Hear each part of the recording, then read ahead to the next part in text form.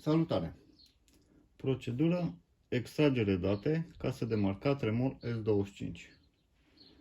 Ne introducem stickul USB în adaptorul micro USB și în casa de marcat.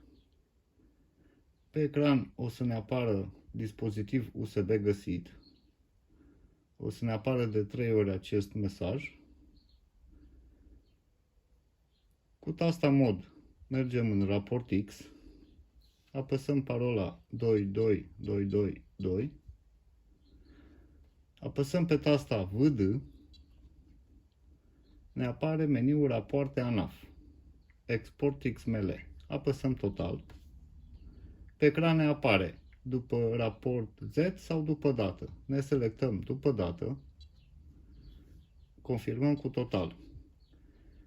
De la ne introducem data. De exemplu pe ianuarie 2021. 01/01/21. Confirmăm cu total până la 31/01/21 și confirmăm cu tasta total. Pe ecran o să ne apară așteptați și datele o să se transfere pe stick.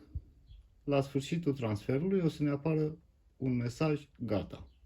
Se poate scoate stickul și înmâna contabilului.